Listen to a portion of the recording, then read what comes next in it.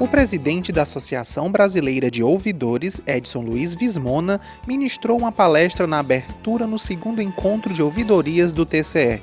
Na ocasião, o tema discutido foi Ouvidorias, uma visão empreendedora, com abordagens sobre as diversidades existentes entre o cidadão e as instituições, sejam públicas ou privadas. O evento aconteceu no plenário do edifício 5 de outubro. Quero agradecer o convite, doutor Itacir, cumprimentar, na pessoa do senhor presidente do Tribunal de Contas do Estado do Ceará, todos os conselheiros dos tribunais de contas aqui presentes, os ouvidores dos municípios, da OAB e todas as senhoras e senhores aqui participantes desse nosso importante encontro de ouvidorias. A minha satisfação como presidente da Associação Brasileira de Ouvidores é sempre redobrada quando participamos de eventos, e felizmente temos tido eventos em todo o Brasil, mostrando o consistente crescimento das ouvidorias públicas e privadas no nosso país. Eu tenho participado de encontros nos tribunais de justiça, com o Conselho Nacional de Ouvidores do Ministério Público, de tribunais superiores, de ouvidorias gerais da União, dos estados e dos municípios. Isso demonstra que é um processo cada vez mais consistente de crescimento e fortalecimento do trabalho das ouvidorias em benefício do cidadão. A nossa Associação Brasileira de Ouvidores tem 21 anos. Ela foi fundada no dia 16 de março de 1995, dia consagrado por lei federal como o Dia Nacional do Ouvidor. Há 21 anos nós estamos nesta estrada, construindo a ouvidoria brasileira, com a experiência desses ouvidores públicos e privados. E no Brasil, esse é um processo que encontra um forte respaldo, porque é uma exigência da cidadania. Eu vou iniciar essa apresentação que me foi concedida, fazendo rapidamente uma digressão sobre as nossas raízes. Por que das dificuldades que nós temos, e as temos, de relacionamento entre o cidadão e as instituições? Há uma dificuldade nesse relacionamento, né? Nós, cidadãos, sempre que precisamos levar uma demanda a uma instituição, pública ou privada, encontramos inúmeras dificuldades. Parece que a estrutura institucional brasileira não está preparada para receber essas demandas. E eu fui procurar, em Alceu de Amoroso Lima, uma explicação. O Brasil começou pelo fim. Ou seja, o Brasil, o Estado brasileiro, herdeiro do Estado português, chegou primeiro. Antes da própria sociedade, do sentido de sociedade, nós já tínhamos um Estado aqui, ocupando o nosso território, nas capitanias hereditárias. O território foi fatiado, cada capitania um governador, e o Estado já veio pronto, acabado, com todas as suas entrâncias e instâncias. Com o ouvidor, à época, já no Brasil colônia, tínhamos um ouvidor representando o rei de Portugal, as ordenações filipinas, afonsinas, manuelinas, ou seja, o Estado estava pronto e acabado. Depois é que foi vindo e se constituindo esse sentido de sociedade. Daí as dificuldades. Nós não participamos da formação do nosso Estado. Nós não nos reconhecemos nesse Estado. Essa evolução inversa tem repercussão no nosso dia a dia. Isso tem cada vez mais sido demonstrado na prática pelo que nós temos enfrentado, né? Nós vivemos hoje, claramente, uma crise de representação. As manifestações de 2013, espontâneas, não tinha partido por trás, não tinha um movimento político por trás. Ao contrário, era contra a situação política brasileira, independentemente de partido ou de governo. O cidadão foi para as ruas exigir respeito, solicitando que os serviços sejam prestados. Foi uma demonstração clara de que nós estamos num processo de crise da nossa representação. Não obstante a Constituição Federal definir claramente que a democracia brasileira ela é representativa e participativa, nós não encontramos isso com um forte respaldo na ação prática. Representar, sim. Elegemos todos os nossos representantes, de vereador a presidente. Participar é difícil. E tem um lado, essa participação é difícil porque nós não estamos acostumados a isso. Eu pergunto aos senhores, quem mora em edifícios gosta de participar de reunião de condomínio? Hoje, às 19 horas, em primeira chamada, reunião, assembleia dos condôminos. Qual é a sua reação? Você vai procurar alguma desculpa. Geralmente é assim. Poucos de um auditório levantam a mão e falam, não, eu gosto de participar. Poucos. Então nós não gostamos, não estamos acostumados. Mas depois a gente quer reclamar. Depois vamos reclamar das decisões tomadas. Isso tem uma repercussão na nossa vida social. Elegemos os nossos representantes e vamos embora para casa. E depois de 4 anos, vamos eleger de novo. Ora, o representante, ele ficou mal acostumado com isso. Ele é eleito e ele fala, agora é comigo. Eu recebi um mandato, como se fosse um mandato para ele fazer o que ele quiser nesse período. E depois lá no final não vou prestar contas não. Eu vou, mais uma vez, caminhar para uma eleição. E aí a eleição é a grande lavanderia, limpa tudo. Isso encontra-se aqui no tribunal, várias vezes eu acredito isso. Mas eu fui eleito. Aquelas demandas todas têm que ser perdoadas, porque eu fui eleito. Nós temos essa relação também, eleição igual a impunidade. São questões tradicionais que estão representadas aí e que nós temos que superar.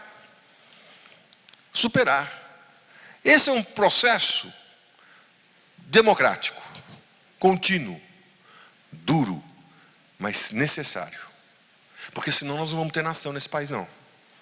Nós vamos continuar vivendo um processo de distanciamento das instituições. E nós precisamos enfrentar isso.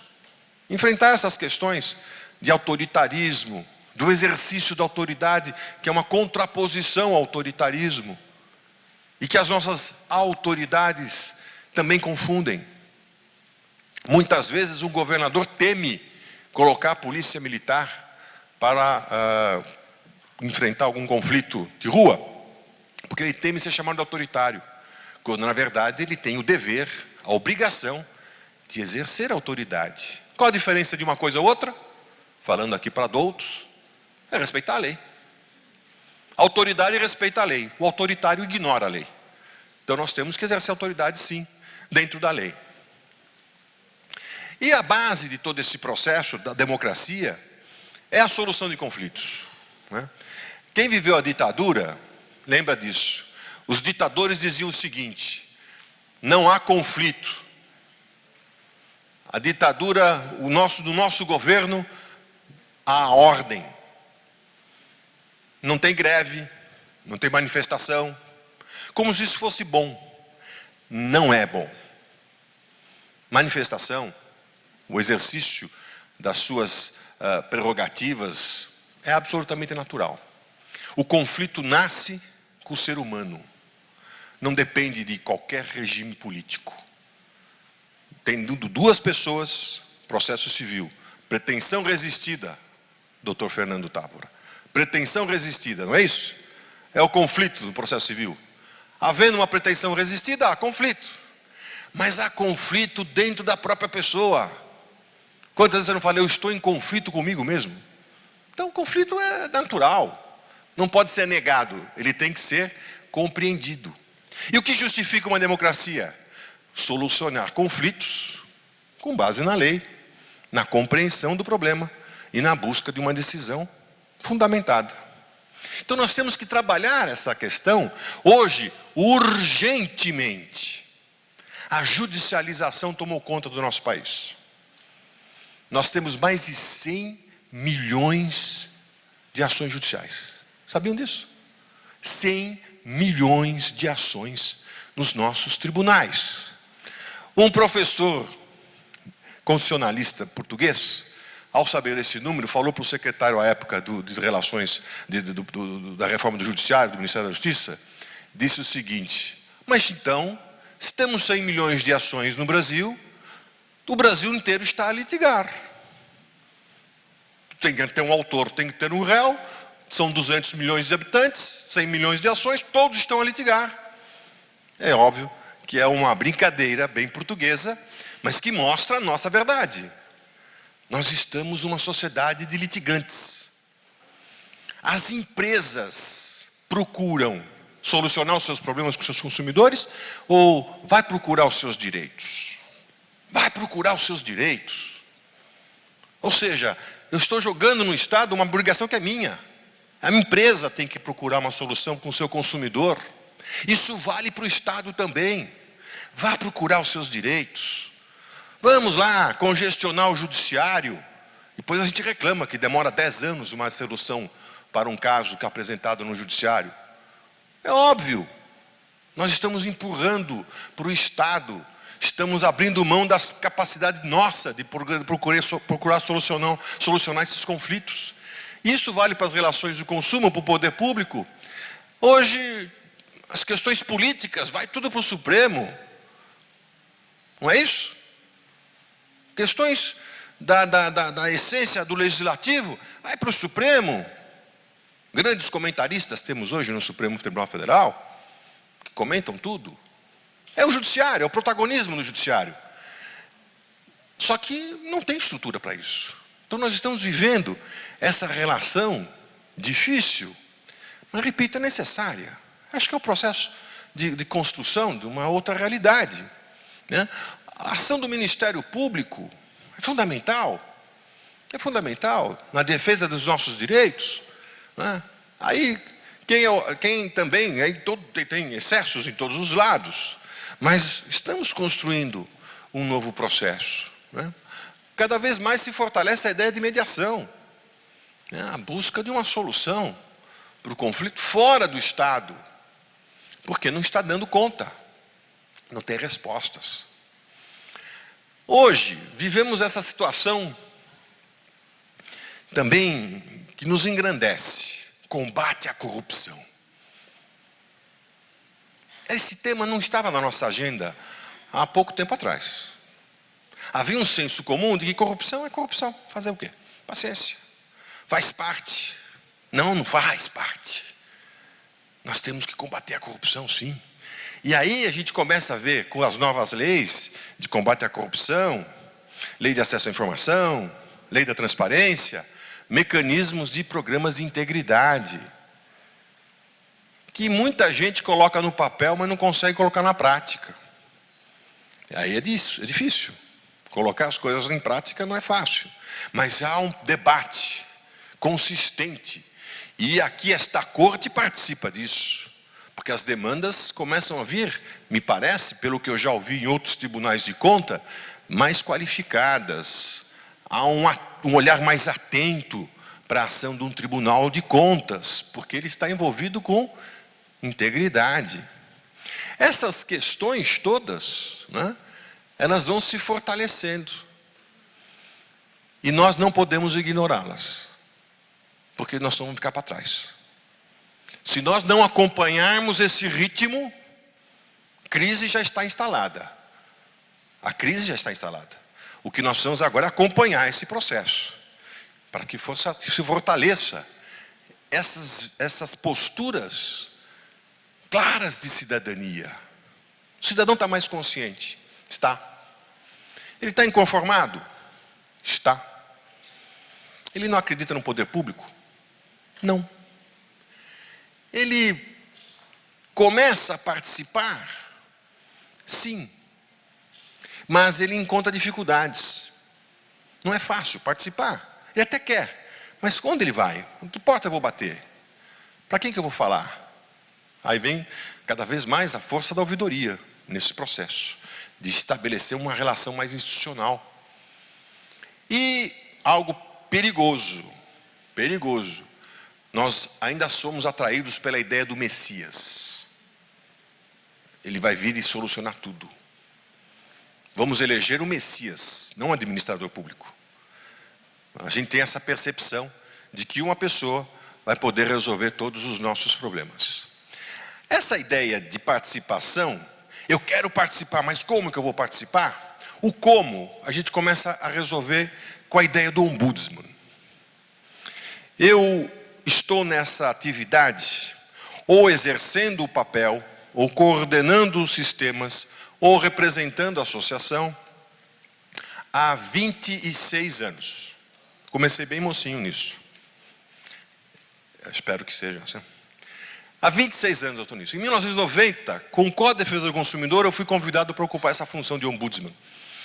E eu não tinha a menor noção do que significava isso. Menor noção. À época, vocês vão se assustar, os mais jovens, não havia Google. Não tinha Google. Não tinha esse mecanismo milagroso de busca de informações, né? Tem um sentido um pouco espírita, porque as coisas surgem do Google, você não sabe de onde veio tanta informação. Não existia isso, eu tinha que buscar na biblioteca, e não tinha referência bibliográfica sobre ouvidoria, sobre ombudsman, não era um termo desconhecido no Brasil, isso em 1990. Felizmente tinha lá, a Folha de São Paulo tinha o primeiro ombudsman. Depois tivemos aqui a nossa grande Adísia Adissá, o jornal Povo. Eu fui tentar entender isso, né? E começar a construir essa ideia. Isso em 1990. E o que mais me chamou a atenção, o que me deixou apaixonado por essa função, é o significado dela. Ombud, representante. Eu coloquei homem porque a abstração mais rápida é de homem, mas é cidadão, pessoa. Tanto é que nos Estados Unidos você tem muito ombudsperson, representante da pessoa. É a única função que eu conheço que tem como função, como foco, como objetivo o outro. O que é representar? O que é representar? Para mim, advogado, primeiramente a gente vê a ideia de defesa, não é? Eu represento o meu cliente, eu defendo o meu cliente. Mas, num contexto mais amplo, representar, e aí vem a generosidade do termo. Representar, senhores ouvidores, é agir em nome do outro. Eu vou agir em nome do outro. Eu não vou agir em nome da minha instituição. É uma perversão isso. Nós não estamos acostumados. Todas as funções estão muito ligadas ao órgão que você ocupa. É natural. Eu era ombudsman da ABINE. Como é que eu era conhecido no meio? Edson da ABINE. Eu era o advogado da Sânio, uma empresa que já não existe. Eu era o Edson da Sânio. Você carrega no seu nome a instituição onde você trabalha. Aí vem uma ideia e diz o seguinte, espera aí. Você pode ser o Edson da Sânio, da ABINE, de onde for. Mas como ombudsman você é o Edson do cidadão. Você tem que trazer para essa instituição as demandas que esse cidadão apresenta. Você não é um defensor dele. Você é um representante. Você está agindo em nome dele. Por que não um defensor? Porque muitas vezes a demanda que lhe é apresentada, ela não é correta. Aí você tem que esclarecer isso para o cidadão. Ele fez uma demanda que não pode ser defendida, não é certa. Mas a ideia de representação é muito forte. E a gente percebe muitas vezes que as instituições, elas incorporam o ombudsman sem saber o que é. Tanto eu vi o Ombudswoman, uma empresa no Rio de Janeiro, eu vi isso no ônibus, passou o ônibus com a foto de uma senhora, temos uma Ombudswoman. Só porque ela é mulher, ela é Ombudswoman? Não. Não se refere à pessoa, se refere ao outro. Pode ter uma Ombudswoman? Pode. Desde que essa pessoa represente os interesses das mulheres. Vai ficar louco, mas é possível. Eu digo louco porque as mulheres têm uma capacidade de formular demandas que nós, homens, não conseguimos alcançar. Não dá para alcançar, né? É uma outra realidade, é uma outra complexidade. Mas você pode ser uma ombudswoman, se você for atender as mulheres. Ou seja, o que vem depois do ombuds é para quem você trabalha. Nós somos representantes do cidadão. No Brasil, nós tivemos uma grande capacidade que não tiveram os nossos vizinhos hispânicos. Os vizinhos hispânicos importaram um conceito de ombudsman sem adaptá-lo. Qual é esse conceito? E eles acreditam que com isso eles já incorporaram os valores. Não incorporaram. O ombudsman clássico sueco é parlamentar, porque a Europa é parlamentar. Esse é o regime de governo lá, é diferente do nosso. Então lá o ombudsman é eleito pelo parlamento, com todas as garantias, mandato, orçamento, ele fica fora da instituição do governo. Mas isso é na Europa, onde o chefe de governo é o líder da maioria, do parlamento. O chefe de Estado é outro, é um presidente, ou é o rei, enfim. O Brasil não, o nosso chefe de governo é o chefe de governo, é o chefe de Estado. E a nossa ouvidoria começou com a redemocratização, a partir de 1985, sendo indicado pelos dirigentes, não eleito. E é assim que funciona no Brasil. Então, incorporar simplesmente o conceito europeu não ia dar certo. Então, nós fomos adaptando esses conceitos. Abstraímos os valores, os princípios do ombudsman, o representante do cidadão, para a realidade brasileira. E fomos construindo a ouvidoria brasileira. Isso desde 1985, de forma mais isolada. E a partir de 95, com a ABO, congregando profissionais, fomos aprendendo com isso. Essa relação é muito importante, porque nós adaptamos esses valores. Coisa que, como eu disse, a América Hispânica não fez. Nos Estados Unidos, nós temos uma situação diferente. Lá, eles têm os ombudsman organizacionais. Difícil você encontrar um ombudsman que vai atender o consumidor ou usuário.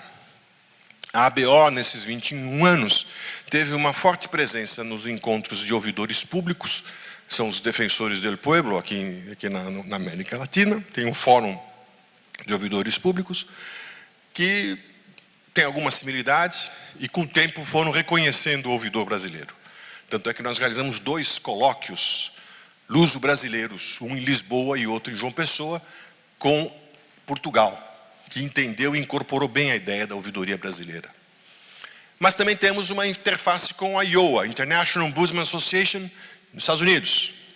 E lá só tem ouvidor organizacional. O que é ouvidor organizacional?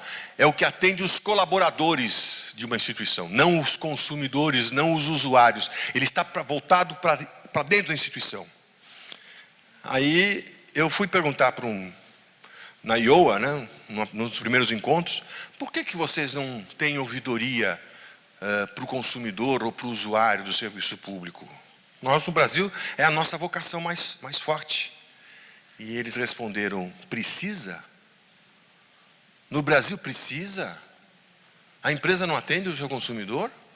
Precisa de um ouvidor? O serviço público não atende? Precisa de ouvidor? Estranho, né? Nós não precisamos. As instituições já estão acostumadas com isso. Mas nós precisamos tratar do servidor, do colaborador. Porque o grau de exigência é cada vez maior desse colaborador. E é verdade. Isso está acontecendo cada vez mais, de forma mais intensa no Brasil. As pessoas querem participar da administração. Elas querem ser ouvidas. Cada vez mais você tem problemas relacionados ao assédio moral, ao assédio sexual. Ou seja, há uma necessidade de ter uma visão mais voltada para dentro das instituições, e por isso que nos Estados Unidos cresceu muito a ouvidoria organizacional. E eu fui entender e compreender bem essa questão, uma pesquisa que fizeram recentemente, perguntando ao jovem, o que você quer no trabalho? Qual a sua ideia de trabalhar? O que você espera do teu trabalho?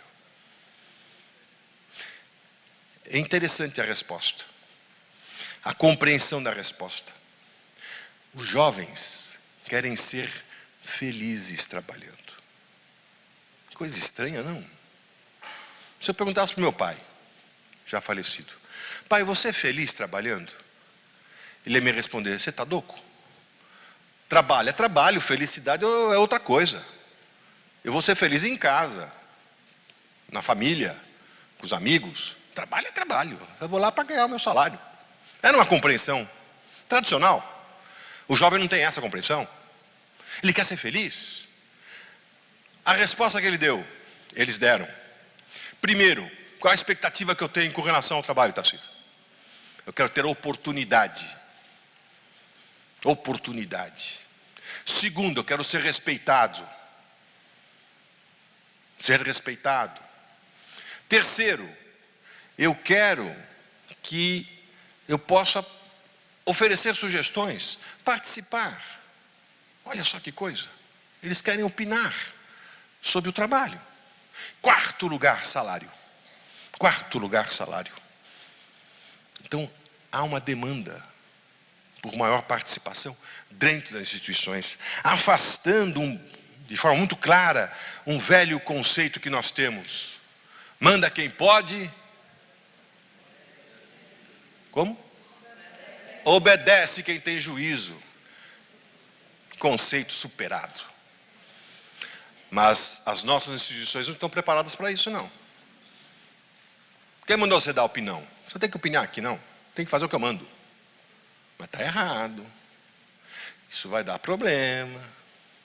Vai dar problema, mas eu estou sabendo o que mando. Tem que superar isso. Ou seja, as relações vão ficar cada vez mais sofisticadas. Não é só mandar, tem que entender. Por isso que cresce o ombudsman dentro das instituições. Ninguém mais pode ser chamado de burro no trabalho. Isso dá ação trabalhista forte.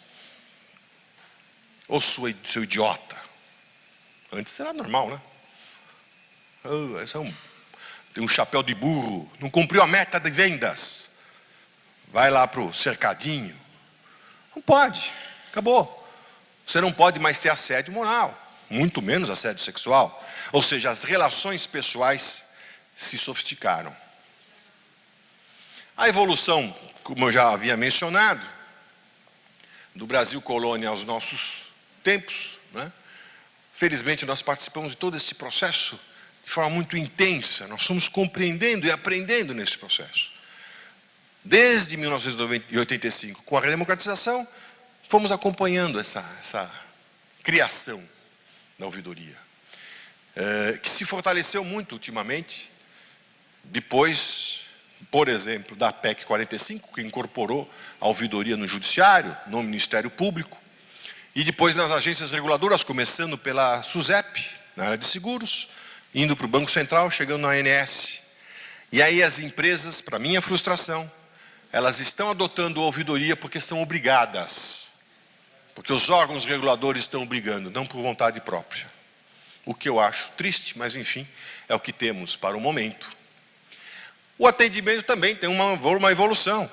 Call center, né? Com ênfase na tecnologia, e que a gente parece estar falando com um computador e que tem uma pessoa no meio só para servir de intérprete, porque ela não fala nada a não ser que está escrito na telinha do computador. Claramente a gente percebe isso. Então há um sentido que nós temos que progredir nesse atendimento. O papel da ABO nesse processo foi muito intenso.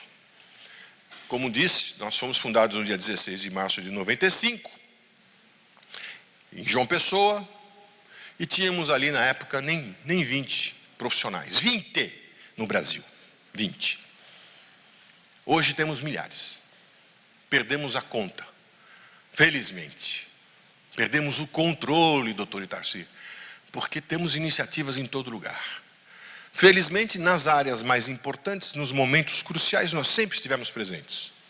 Na discussão das ouvidorias em áreas do Estado, da União, dos tribunais, participamos da reunião inicial do Colégio de Ouvidores do Tribunal de Justiça, temos um convênio, uma participação intensa com o Conselho Nacional de Ouvidores do Ministério Público, participamos de encontros dos TREs, dos TCEs, dos TRTs, enfim, na esfera institucional, em todos os lugares.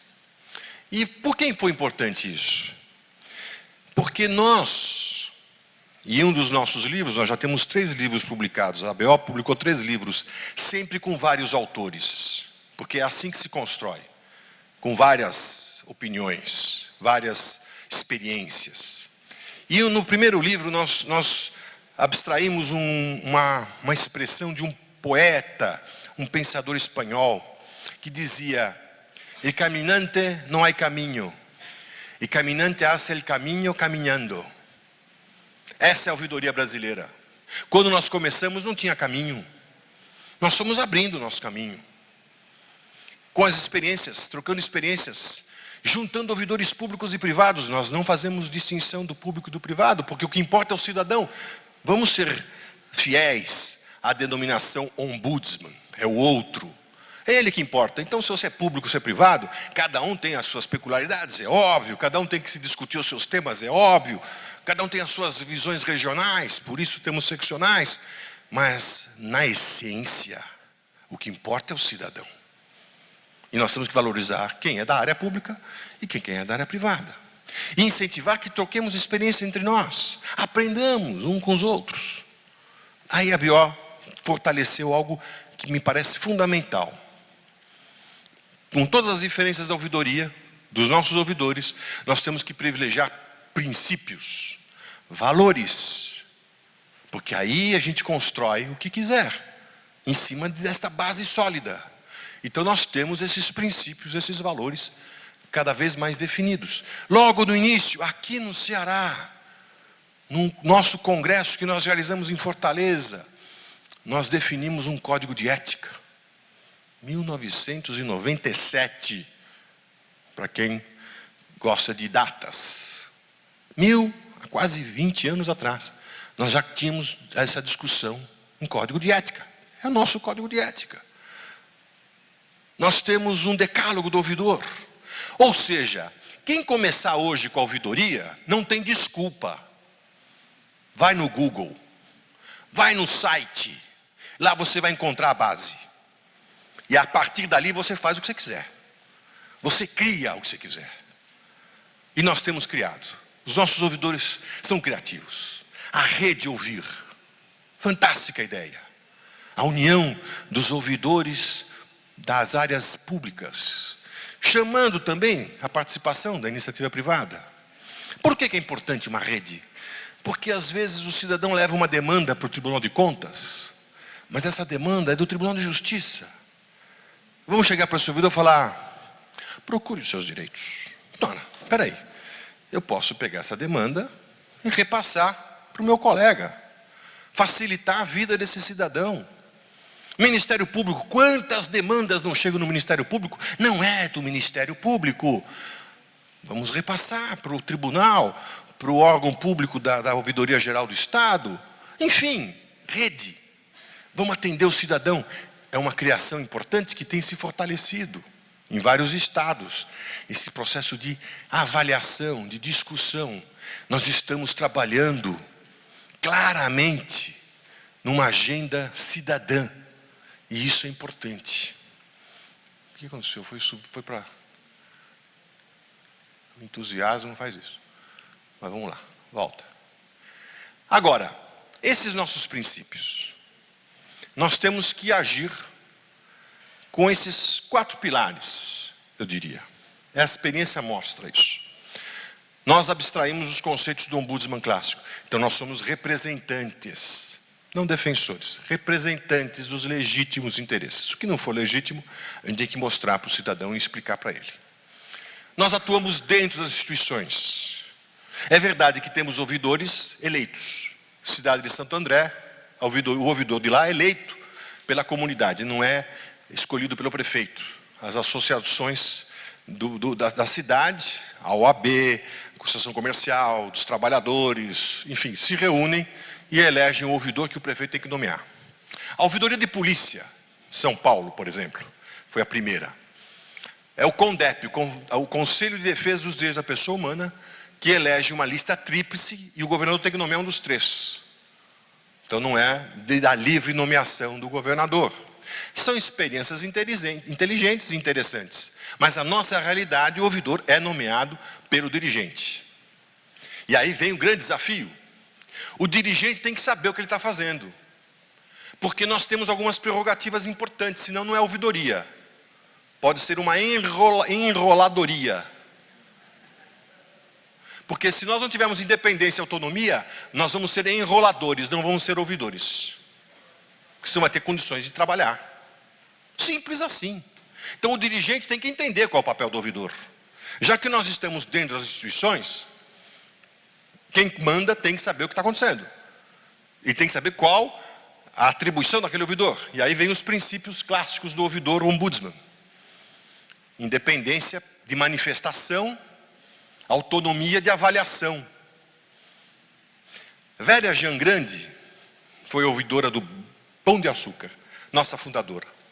Uma mulher brilhante, já falecida.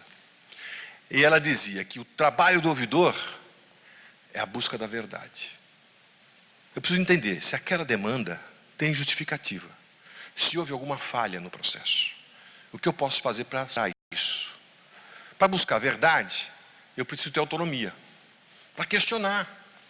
Então os nossos ouvidores, por atribuição, ele tem que ter a liberdade de questionar qualquer órgão dentro da sua instituição.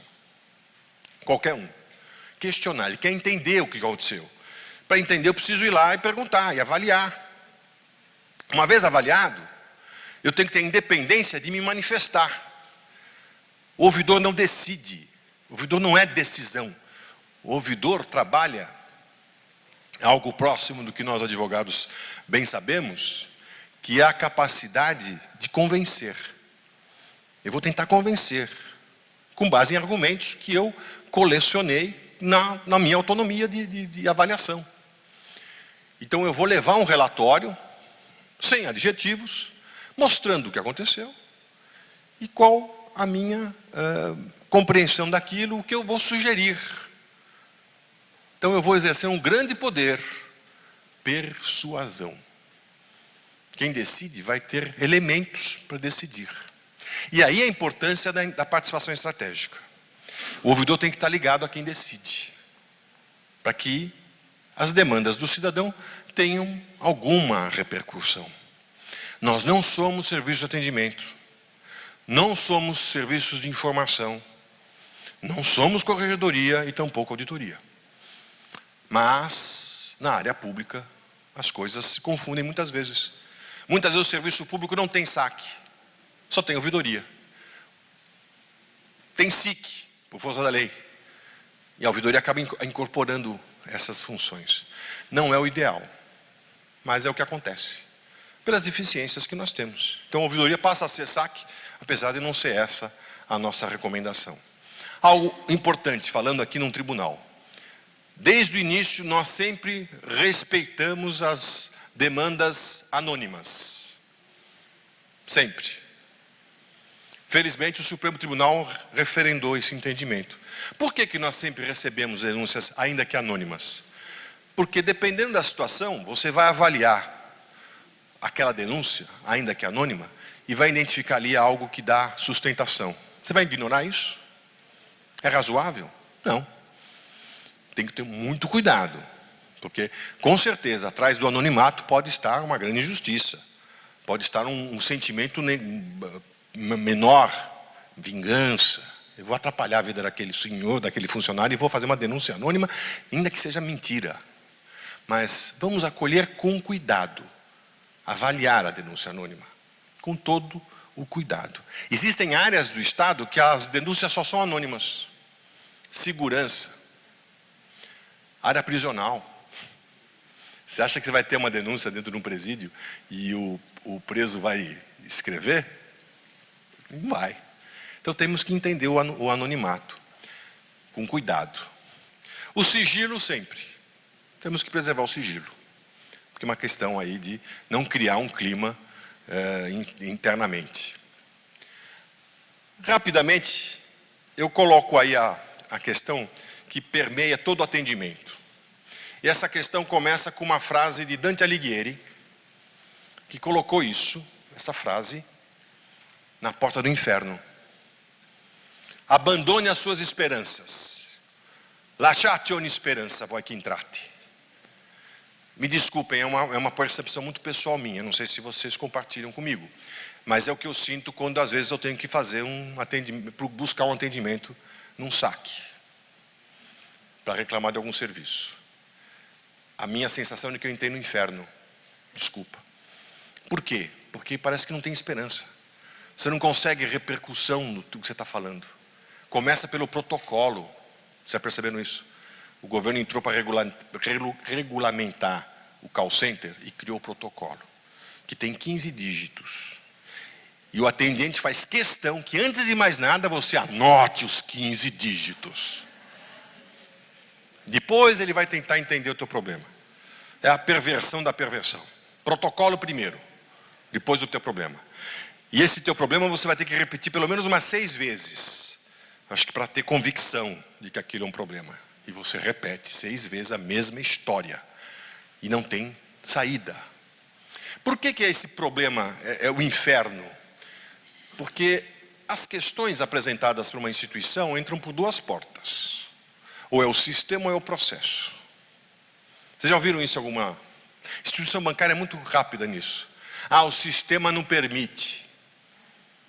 E aí? Paciência. O sistema não reconhece. Tipo, não sei. Mas espera, minha conta ficou negativa porque houve um lançamento errado, que vocês reconhecem o lançamento errado e minha conta está negativa, e agora? O sistema não reconheceu isso. Então não faz nada? É a porta do inferno, não é? Você não encontra a solução. Aí você tem o processo. Eu já ouvi isso, uma repartição.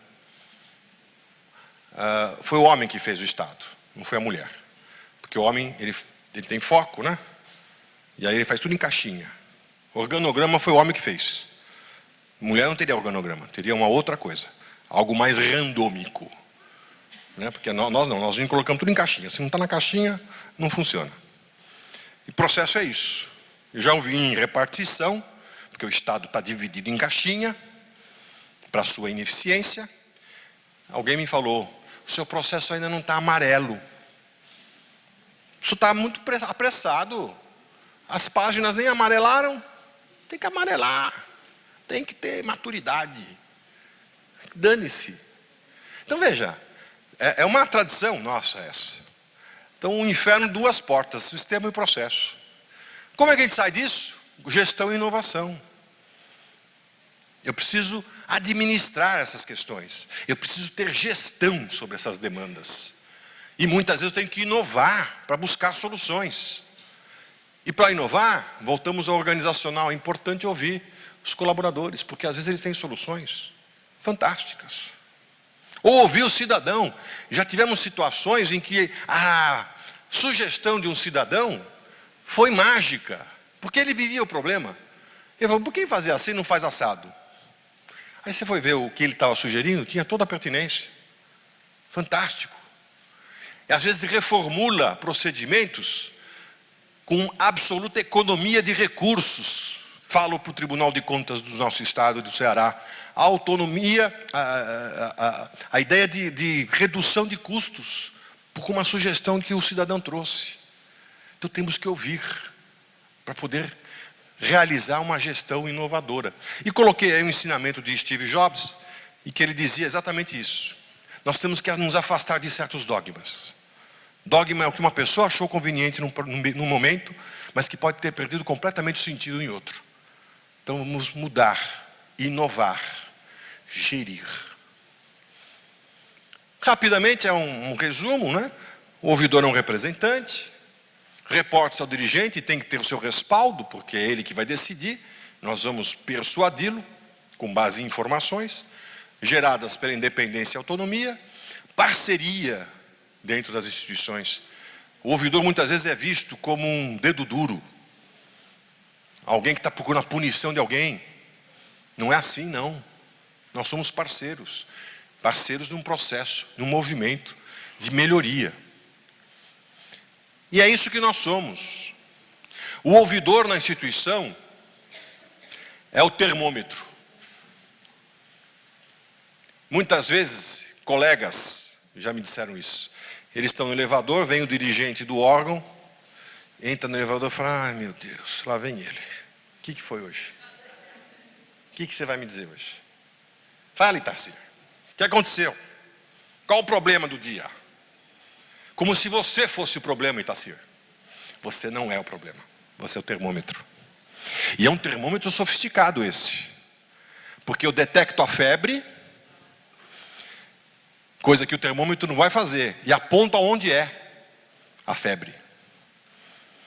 Um termômetro só fala que tem febre. O ouvidor fala, ó, tem problema, e o problema está aqui. E mais, eu posso sugerir que para se enfrentar esse problema nós façamos isso. Então é um termômetro tomógrafo. Nós identificamos a febre, mostramos onde está o problema. Nós não somos o problema. Por isso, senhores dirigentes, uma afirmação importante. O ouvidor precisa ouvir, escutar e ser ouvido. Chegou o tempo, acabou. Tem que ser ouvido. Senão não adianta nada. Porque o gestor, qualquer gestor responsável, ele vai querer conhecer o problema para poder decidir e solucionar esse problema. Não é isso? Não é isso que a gente espera? Assim como o médico coloca o termômetro para saber a febre, e ao identificar a febre, ele não quebra o termômetro, ele não xinga o termômetro, não adianta, ele utiliza a informação no termômetro para buscar uma solução. É a mesma coisa a ouvidoria. A ouvidoria traz uma questão que está lá posta. Não podemos ignorá-la. Quem ignora não está sendo um gestor adequado. A visão empreendedora, eu acho que trabalha essa engrenagem, né? O empreendedorismo tem a ver com inovação. E nós temos que entender essa engrenagem. A informação leva à comunicação e gera relacionamento. É nessa engrenagem que nós estamos trabalhando. Da informação, comunicação, relacionamento. Então nós temos que trabalhar numa visão empreendedora nesse sentido. Se as instituições não fizerem isso, e não estão fazendo muitas vezes, elas vão perdendo essa engrenagem. E é isso que a população está reclamando. São Paulo tem uma lei de defesa do usuário desde 1999. Eu participei da elaboração da lei, tive esse privilégio e incorporei na lei o sistema de ouvidorias. A lei de São Paulo, de 99, obrigou todos os órgãos públicos a ter ouvidoria. São Paulo hoje tem 358 ouvidores. Uma lei fantástica, pioneira. Nunca foi divulgada. Nunca. Nunca. Não teve um minuto de divulgação essa lei. Porque não interessa. Ou seja, o próprio governo que fez a lei não a divulgou. Porque há uma resistência. Quando se fala em direitos do cidadão, há uma resistência. Temos que reconhecer isso. Então não houve divulgação. Sem qualquer divulgação. O ano passado, essa rede atendeu 1.300.000 demandas. Sem qualquer divulgação. 70%, sabe o que se refere? Informação. A informação não foi bem prestada, gerou uma reclamação. E aí vem a lei de acesso à informação que trabalha essa questão. Então, isso é uma demonstração de que muitas vezes a demanda surge da falta de comunicação. Por isso que nós temos que trabalhar esses conceitos. A ideia de gestão, como eu disse, é fundamental. Essa visão estratégica, ela é básica. A ouvidoria não é um repositório de reclamações. Ela tem que traduzir essas reclamações para os gestores, para que os gestores compreendam essas demandas e possam dar resultados mais eficientes. E aí está uma situação muito clara que nós temos que seguir. Basicamente é isso, né? Fortalecendo esse sentido, nós temos que dar, também numa visão empreendedora, uma nova dimensão de cidadania. A cidadania tem 2 Ds. Um D nós gostamos muito. É direito. Esse D está garantido, constitucionalmente. E nós adoramos esse D. Eu quero os meus direitos. Agora tem um outro D que a gente não quer encarar. É o D de dever. Por isso que nós não podemos só defender, nós temos que representar, porque às vezes o cidadão não cumpriu com os seus deveres, mas ele quer os seus direitos. Então, alto lá. Cidadania tem 2 Ds, direitos e deveres. Mas, fundamentalmente, o que a gente percebe é que esse cidadão quer ser respeitado. O que é ser respeitado? Eu quero ser compreendido. Eu quero que você dê atenção, que você me escute. E procure entender se eu tenho razão ou não, e mostre isso para mim. Esse é o nosso processo. E eu coloco aí uma frase de caminhão. Errar é humano. Por que errar é humano? Erro é humano. Assim como o conflito é humano, o erro é humano. O que nos irrita muito aos cidadãos é quando a gente não reconhece o erro. E ao contrário, a gente joga o erro de volta. Não, mas o senhor é que não fez. Mas eu fiz. Não, o senhor é que não fez. Não reconhece o erro. Então, reconhecer o erro é um caminho interessante para a gente aprender. E por isso que eu tenho dito já há 8 anos, pelo menos, numa questão meio subversora, meio subversiva, eu devo reconhecer, eu peguei o conceito de governança corporativa. Que sabe como surgiu a ideia de governança corporativa? Uma empresa, uma grande empresa americana, ela fraudava os seus registros contábeis. E isso violou algo absolutamente essencial nos Estados Unidos: o acionista. O acionista foi enganado. Ele começou a investir numa empresa que estava falida, porque os registros contábeis eram falsos. Caiu o mundo. E aí criaram governança corporativa. Nós temos que fortalecer todos os elos da governança, do processo decisório de uma empresa, porque ela tem que ser transparente para os acionistas, porque eles é que investem. Perfeito. Por que os acionistas investem numa empresa? Porque ela pode dar lucro. O lucro vem da onde? Quem gera o lucro de uma empresa? Consumidor. Então nós não vamos considerar o consumidor? Por isso que eu falo em governança cidadã. Nós temos que incorporar as demandas do consumidor para uma empresa. Como nós temos que incorporar as demandas do cidadão usuário do serviço público para a administração pública, porque é o cidadão, é o dinheiro do cidadão que nós vamos administrar. É essa a visão.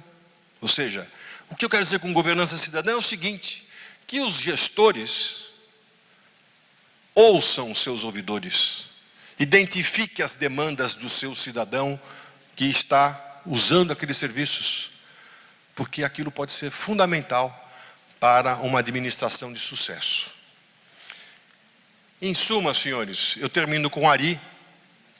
Sou um aristotélico, porque eu quero falar em ética, e para falar em ética eu preciso falar em virtude. E o grande Ari definiu assim a virtude: transformar valor em ação. Não adianta falar e não fazer. Então não adianta agora, no meio do processo eleitoral, falar, né? Prometer e não fazer. Nós temos que ter essa visão ética da nossa participação como nação. Nós queremos ser virtuosos. E a ouvidoria é um caminho para estabelecer essas novas ações e relações virtuosas com a nossa sociedade. Agradeço mais uma vez, Darcy, o convite, e agradeço a atenção e a paciência de todos. Muito obrigado.